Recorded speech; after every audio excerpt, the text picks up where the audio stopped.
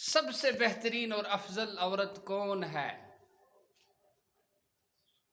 تو اللہ کے رسول صلی اللہ تعالی علیہ وسلم نے جب صحابہ کرام سے یہ سوال پوچھا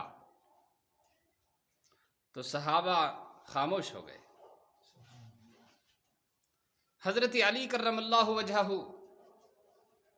کو خیال آیا اور دوڑتے ہوئے اپنی شریک حیات جنت کی خاتون اور جنت کی عورتوں کی سردار سیدہ فاطمۃ الزہرا رضی اللہ تعالی عنہا کے پاس تشریف لے گئے، اور اس کے بعد حضرت فاطمۃ الزہرا رضی اللہ تعالی عنہا سے سوال کرتے ہیں کہ آج نبی رحمت صلی اللہ تعالی علیہ وسلم نے ایک سوال صحابہ کرام سے پوچھا ہے جس کا جواب ابھی تک کوئی بھی نہیں دے پایا۔ کیا سوال ہے؟ فرمایا کہ بہترین عورت کون سی ہے؟ بہترین عورت کون سی ہے؟ تو حضرت فاطمۃ الزہرا رضی اللہ تعالی عنہا نے جواب دیا کہ بہترین عورت وہ ہے جو کسی غیر مرد کو نہ دیکھے، جو کسی غیر مرد کو نہ دیکھے اور غیر مرد اس کو نہ دیکھے۔ یہ جواب لے کر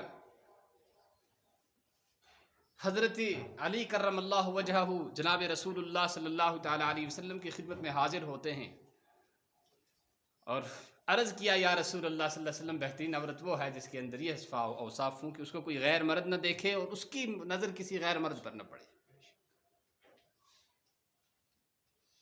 تو حضرت فاطمۃ الزہرا رضی اللہ تعالی عنہا کا یہ جواب جب اللہ کے نبی صلی اللہ تعالی علیہ وسلم نے سنا تو فرمایا انہا بدعۃ منی، بے شک فاطمہ میرے جگر کا، میرے دل کا ٹکڑا ہے۔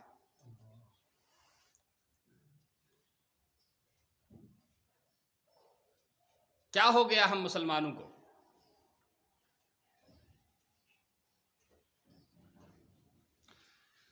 ہندوستان کی تاریخ میں ایک واقعہ ایسا ملتا ہے کہ ایک بزرگ کا انتقال ہو جاتا ہے اور اس کے انتقال کے بعد اس نے اپنے مرنے سے پہلے کچھ شرائط نافذ کی کہ جس کے اندر یہ شرطیں ہوں گی وہی میری نماز جنازہ پڑھائے۔ ہر کوئی میری نماز جنازہ نہیں پڑھا پائے گا۔ ان میں سے ایک شرط یہ تھی کہ میری نماز جنازہ وہ پڑھائے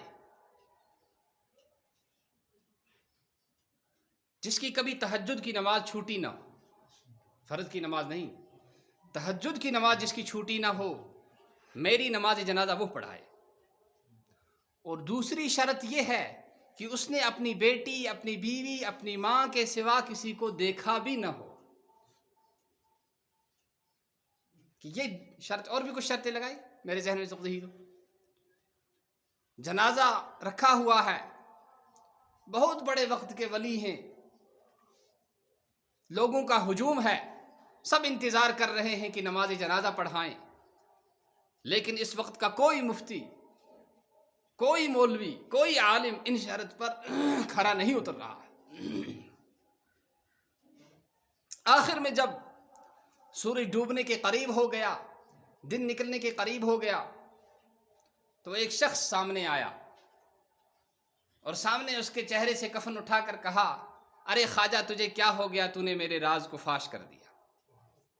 یا اللہ، اب تک جو میرا اور آپ کا معاملہ تھا یہ میں اور آپ ہی جانتے تھے، اب میرا راز فاش ہو گیا، لہٰذا اب مجھے اس دنیا پہ زندہ نہ رکھنا۔ اور یہ کون شخص تھا؟ یہ اس وقت کا ہندوستان کا بادشاہ شیخ شمس الدین التمش تھا، جس نے یہ شرائط رکھی کہ جس کے اندر یہ شرائط پائی جائیں وہ میرا نماز۔ اور اس نے آگے جا کے کہا، لوگوں صفیں درست کرو، الحمدللہ میرے اندر یہ شرائط موجود ہے۔